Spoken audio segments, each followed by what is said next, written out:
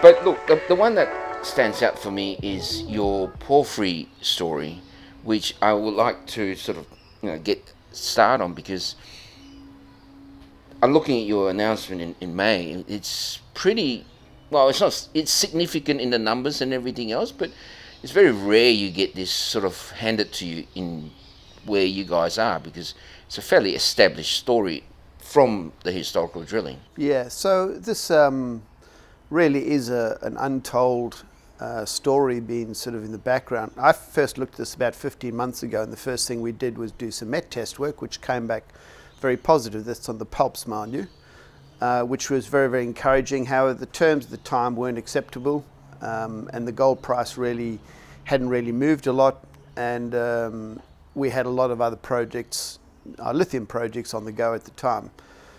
6 months later, the project came back to us on better terms, so we had a look at it again.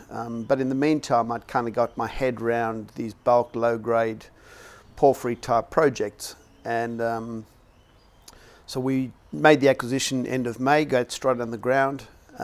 We planned a 4 drill hole program, about 1,000 meters, which we extended. We eventually drilled about 1,300 meters, because at the bottom of every hole we're still in the alteration. So it's very, very exciting, I think, for us. And if I can just share with our shareholders why we think that's exciting. So our exploration target there was 250 million tonnes at 0.4 to 0.6 grams for about 2.5 to 4.8 million ounces. So, that was based on 25 RC diamond holes. When those holes were drilled, they had a lot of problems with water and expanding clays, and so we really weren't quite sure what we'd find. So it's really interesting. So this whole project's got transported cover down to about 25 meters. And that transport covers has got a whole bunch of minerals in it, including arsenic, a bit of chrome and nickel and all sorts of things. That really masks what was underneath. So you really have to drill it to fully understand what's below that transported cover.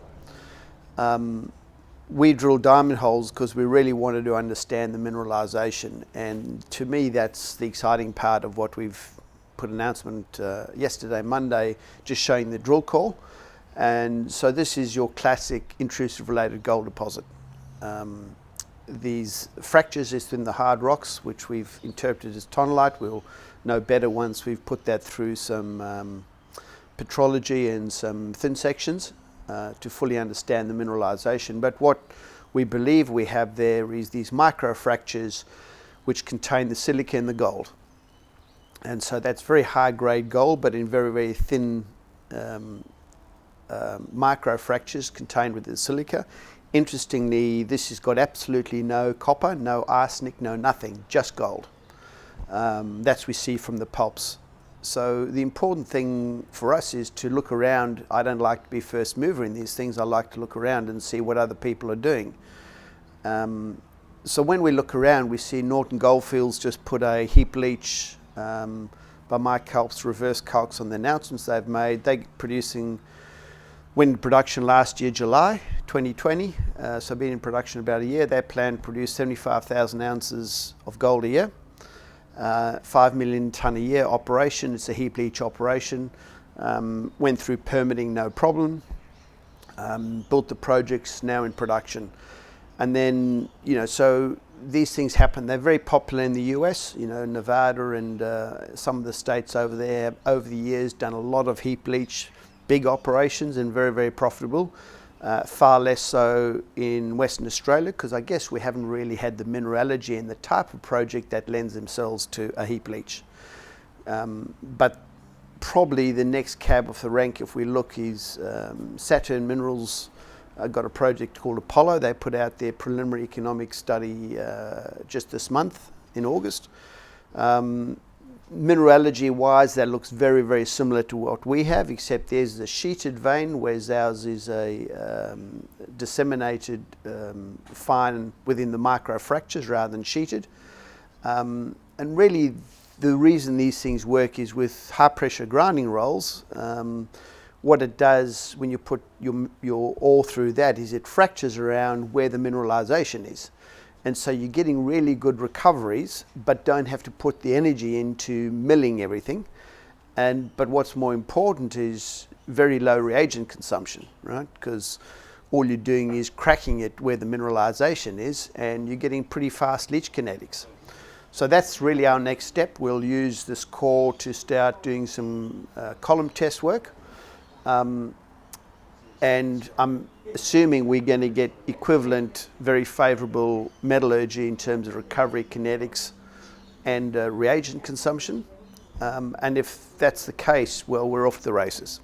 Very exciting. So what we will also do with this, Noel, we'll do some seismic on the core.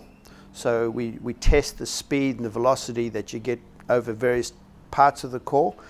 If the alteration variation allows us to, then we will be able to quickly define much more easily and better the 250 million tonnes, because we'll know the SG from the core, and that seismic may allow us to define very, very quickly the confidence that we have in the size, and then really it's about putting some drill holes in to work out the grade.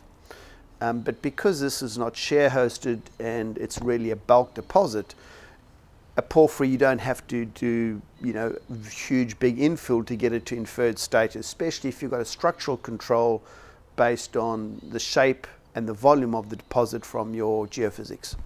So it means you can really move very quickly from first drill hole discovery, this is our second drill hole, to define your exploration size and then go through the permitting process. Porphyry is a funny beast, right? It's the one style of mineralization that I think I forget the exact number, 60 or 70% of the world's gold come from, or copper come from, but it's just the size that matters. The grade's always low, and people look at it and goes, oh geez, 0.5 grams a ton, but you got 154 meters of it already, and when there's smoke, there's fire. Yeah, kind of analogy, right? I think, to be honest, if the mineralization hypothesis we have just looking at the core is correct, I think we're going to get better widths than that. It's then a cutoff grade, and we've got a pretty good idea what the cutoff grade is, right? So Norton Goldfields are running at 0.62 grams for their heap leach. Apollo's resource, which they would have put through a whittle pit optimization, is about 0.52, I think. Because this is much wider, I think, and we've drilled it down to 200 meters plus, right? True depth with our drill holes. I think a whittle pit will pull a lot deeper and very low strip ratios, because we just got to remove the top 25 meters of cover, and then it's all mineralization. So I think this looking very, very positive. In terms of grade, we've already got the mineralogy on the first pass test work, but I'm optimistic the rest will work out.